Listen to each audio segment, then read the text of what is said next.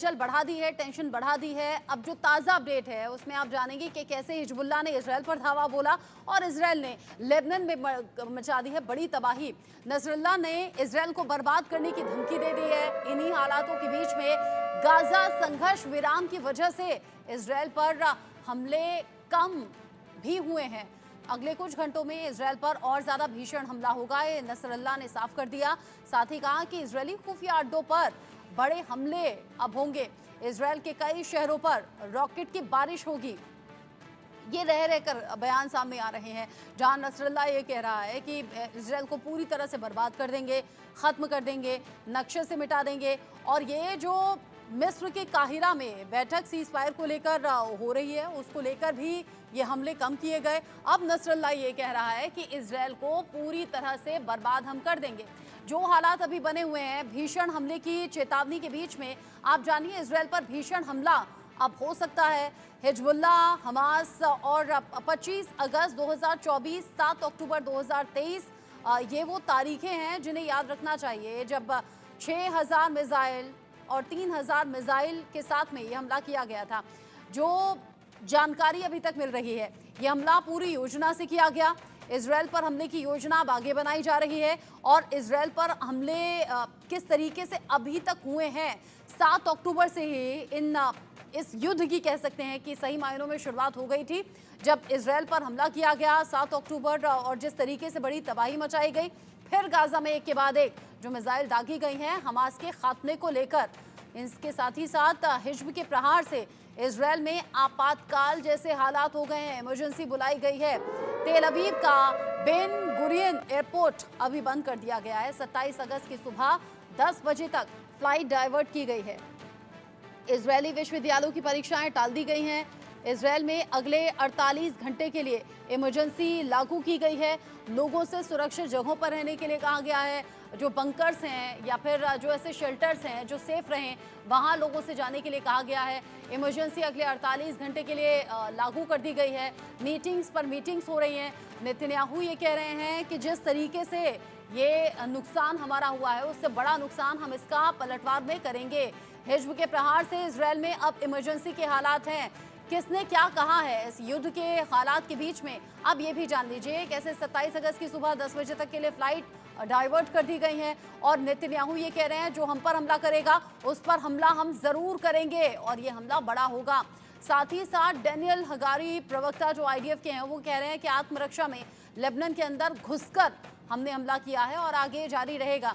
क्योंकि आप जान लीजिए कि इसराइल के 100 फाइटर जेट्स जो कि लेबनान में घुसकर हमला कर चुके हैं। साथ ही साथ नसरुल्लाह जो कि हिजबुल्लाह चीफ है, वो ये कह रहा है कि अभी फौज शुक्र का बदला पूरा नहीं हुआ है, ये तो बस पहला चरण है। यानी वो कह रहे हैं ये तो ट्रेलर है, पिक्चर अभी बाकी है। मोसाद हेडक्वार्टर को टारगेट किया है और ये बड़े नुकसान की तरफ संकेत दे रहा है। साथ ही साथ जिस तरीके से अभी तक का अपडेट है, मोसाद हेडक्वार्टर को टारगेट करने को लेकर यहाँ IDF प्रमुख हैं, वो ये कह रहे हैं मोसाद हेडक्वार्टर पर हमले को हमने नाकाम कर दिया। साथ ही साथ पेंटागन इस पूरे मामले को लेकर कह रहा है कि इसराइल की रक्षा के लिए अमेरिका हमेशा तैयार है और आगे भी तैयार रहेगा। जब हिजबुल्लाह की तरफ से अटैक इसराइल पर किया गया, तब भी रात भर अमेरिका की तरफ से नजर रखी गई। जो बाइडेन वक्त वक्त पर अपडेट लेते रहे और अभी जो हालात हैं, एक दूसरे की तबाही का सपना देखे हुए यहाँ पर ईरान और इसराइल नजर आ रहे हैं। लेकिन ईरान के जो प्रॉक्सी देश हैं, प्रॉक्सी देशों के जरिए इस हमले को पहले ही छेड़ दिया गया। जैसा कि लेबनान से हिजबुल्लाह की तरफ से इसराइल पर किए गए एक के बाद एक 300 से ज़्यादा रॉकेट की बारिश। Major general retired Shashi Asthana मेरे साथ में है, डिफेंस एक्सपर्ट के तौर पर इस पर बात करेंगे। निपुण आलम बयान मेरे साथ में है जो कि विदेश मामलों के जानकार हैं, इसको लेकर अपडेट हमारे दर्शकों तक पहुंचाएंगे। आप दोनों का ही बहुत स्वागत। मेजर जनरल अस्थाना, जो हालात ईरान और इसराइल के बीच में बने रहे हैं वो कॉम्प्लिकेटेड अभी इस दौरान इसलिए भी हो गए हैं क्योंकि जो प्रॉक्सी देश हैं उन्होंने ठान लिया है इसराइल की बर्बादी और इसराइल की तरफ हमला करने से अब वो पीछे नहीं हट रहे हैं। हालांकि कुछ ऐसे हैं जो पहले डिच कर चुके हैं, वो कह चुके हैं नहीं हम इस हमले का, इस युद्ध का पार्ट नहीं है। लेकिन हिजबुल्लाह ने जो एक के बाद एक रॉकेट छोड़े हैं इसराइल में, हालांकि इसराइल ने पलटवार भी कर दिया। किस तरीके से देख रहे हैं इसे? देखिए, जब इसराइल ने हिजबुल्लाह के कमांडर जैसे फौद शुक्र है और उसके अलावा और बहुत सारे जो कमांडर थे कुछ उनको जब मारा था, तो उस हालत में रेस्पॉन्ड तो करना ही था हिजबुल्लाह ने। अभी हिजबुल्लाह का कहना ये है कि मैं वेट कर रहा था कि सीज फायर टॉक्स जो हैं वो थोड़ा सा आगे बढ़ जाएं, और उसके बाद और उसी के साथ साथ इसराइल भी थोड़ा सा लापरवाह हो जाए, उसके बाद करूंगा। और कुछ हद तक मुझे लग रहा है कि उनको थोड़ी सी सक्सेस भी मिली है। कारण क्या है कि ये माना जा रहा है, इसराइल का कहना ये है कि क्योंकि वो तैयार थे और उनका हमला होने वाला था, तो हमने एक प्रीएम्प्टिव स्ट्राइक की 100 एयरक्राफ्ट के साथ, जैसा कि आपने कमेंट्री में बताया। उसके बाद हिजबुल्लाह ने, अगर है कि कुछ ना कुछ तो सच्चाई है और कुछ नुकसान हुआ है जो कि इसराइल भी छुपा रहा है, ऐसा उनका कहना है हिजबुल्लाह का। दूसरी बात यह है कि उसी के बाद जो टॉक्स चल रही थी सीज फायर के बारे में, वो भी अभी फेल हो गई हैं, क्योंकि इसराइल का कहना है कि जी हमारे कुछ सोल्जर रहेंगे वहाँ पे, जो दोनों कॉरिडोर हैं, एक फिलाडेल्फी कॉरिडोर है, यानी कि जो इजिप्ट से मिस्र से जो लगा हुआ बॉर्डर है, वो कह रहे हैं वहाँ पर हम परमानेंट अपने फौजी रखेंगे। और दूसरा एक और कॉरिडोर है, नेटजारिम कॉरिडोर बोलते हैं, वो है इसराइल के गाजा के तकरीबन गाजा पट्टी के बीचों बीच आती है, ताकि गाजा पट्टी में नॉर्थ से साउथ कोई ना जा पाए और साउथ से नॉर्थ कोई ना जा पाए, या अगर जाए तो उनकी एक तरीके से चेकिंग की जा सके। अब ये इनको मंजूर नहीं है, क्योंकि इनका ये कहना है कि सबसे पहले तो ये शर्त नहीं थी जब 2 जुलाई को अमेरिका ने एक प्रस्ताव रखा था। दूसरी बात ये है कि इससे जो इसराइल का ऑक्यूपेशन है गाजा में, वो परमानेंट हो जाएगा। तो एक तरीके से हमारी जो सोवरेनिटी है और जो इंटीग्रिटी है, टेरिटोरियल इंटीग्रिटी है, वो तो चली गई। तो एक तरीके से तो ऑक्यूपेशन फोर्स वैसी की वैसी रह गई, तो उसके वो तो कोई समझौता नहीं हुआ। तो इस चक्कर में हमास भी पीछे हट गया है, और इसराइल जो है वो तो चाह ही रहा है, क्योंकि नेतन्याहू अपनी कुर्सी पे बने रहना चाहते हैं। तो वो चाहते हैं कि किसी भी तरीके से अगर लड़ाई खिंचती जाए तो उनको सूट करता है। जहां तक होस्टेजेस का सवाल है, इसके बीच में जो पिस रहे हैं वो हैं जो गाजा के नागरिक हैं, वो मरे जा रहे हैं, 40,000 से ज्यादा मर चुके हैं। और होस्टेज जो बच गए हैं, तकरीबन 100 के करीब बचे हुए हैं, वो भी इसी बीच में पिस रहे हैं। तो अभी लेकिन इनकी, मुझे नहीं लगता कि नेतन्याहू को होस्टेज की चिंता है या हमास को पॉपुलेशन की चिंता है। सब अपना अपना जो पावर है उसको बरकरार रखना चाहते हैं। और इस हालत में अभी जैसे ईरान में भी इस्माइल हनी को मारा गया था, उसको भी बदला लेना अभी बाकी है, और अगर वो बदला नहीं लेता तो उसकी भी छवि अपने प्रॉक्सीज की तरफ कमजोर हो जाएगी। तो एक तरीका अभी लेकिन एक चीज ये भी एक फैक्ट है कि इसराइल और उनकी जो प्रॉक्सीज हैं, उनकी ताकत अमेरिका और इसराइल की ताकत से कहीं कम है। इसलिए जो स्टैंड ऑफ अटैक हैं, इसी किस्म के जो टेररिस्ट अटैक हैं, उसकी तरफ से अगर इस तरीके से बदला लिया जाए तो वो उनको ज्यादा सूट करता है। आमने सामने की लड़ाई में उनको सूट नहीं करता। हाँ। और ईरान के भी तरफ से मुझे ऐसा लगता है कि अभी जो हमले होंगे वो अलग किस्म के होंगे। अभी जाहिर है कि इसराइल को के वो भी चाहेंगे कि कोई असैसिनेशन हो जाए, कोई टेररिस्ट अटैक हो जाए ऐसी जगह जहां इसराइल एंटीसिपेट ना कर रहा हो, तो इस किस्म की तरफ भी इस बदले का रुख जा सकता है। अच्छा, ये जो अभी हालात बने हुए हैं, ये गाजा में छिड़ी हुई जंग के बीच एक तरफ शांति को लेकर भी वार्ता चल रही है। काहिरा में हुई मीटिंग जहां पर सीज फायर को लेकर उम्मीद थोड़ी बहुत लग रही थी, लेकिन वहीं पीछे से यहां हिजबुल्लाह और इसराइल के बीच में युद्ध भड़क गया, यानी कि लेबनान और इसराइल आमने सामने आ गए। निपुण जी, यहाँ बात बनती तो क्या बिगड़ती ज्यादा नजर आ रही है? देखिए क्या है कि जब हम इस वॉर को देखते हैं जो इसराइल और हमास के बीच में हुई थी, और इसको थोड़ा सा अगर बड़े कैनवास पर देखें, तो बड़े कैनवास पर देखने को ये लगता है कि एक्चुअल जो ये लड़ाई हमास की और इसराइल की है, वो थी इन दोनों की। ये लड़ाई थी इसराइल की और ईरान की। और थोड़ा और अपने लेंस को अगर हम बड़ा करें, मैप पर डालें, तो हमको दिखाई देगा जो ये लड़ाई है ये अमेरिका और चीन और रशिया की लड़ाई है। रशिया चीन एक साथ है और इधर आपका अमेरिका है। इनके बीच की लड़ाई है कि मिडिल ईस्ट का बादशाह कौन बनेगा, मिडिल ईस्ट पर कंट्रोल कौन बनेगा, कौन करेगा। अमेरिका चाहता है कि इजराइल ही बॉस रहे, और इजराइल के साथ सऊदी है, यूएई है, बहरीन है, इन देशों के साथ वो मिलकर आगे बढ़े और इनकी इजराइल से क्या करा है, फ्रेंडशिप करा है। जैसे अब्राहम अकॉर्ड के थ्रू हमने पहले देखा कि उसने इस पहल को शुरुआत किया। लेकिन सिया जो मेजोरिटी वाला कंट्री यानी कि जो आपका ईरान है, तो ईरान चाहता है कि पूरा सिया के अकॉर्डिंग सिस्टम चले, पहली बात। और केवल सऊदी का नहीं, मेरा दबदबा होना चाहिए। तो ईरान को समर्थन देता है आपका रशिया और चाइना। तो मामला क्या है कि जो पूरा ये कॉन्फ्लिक्ट है, जो आज हम बोल रहे हैं हिजबुल्ला, हिजबुल्ला क्या है?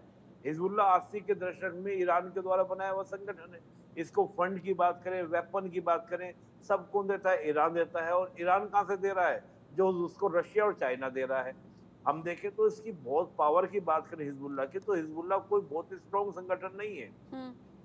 इनके अकॉर्डिंग तो जैसे हिजबुल्ला कहता है कि हमारे 1 लाख लड़ाके हैं, हाँ। लेकिन बहुत सी इंडिपेंडेंट एजेंसीज हैं, उनका अनुमान ये है कि 20 से 40 हजार से ज्यादा नहीं है।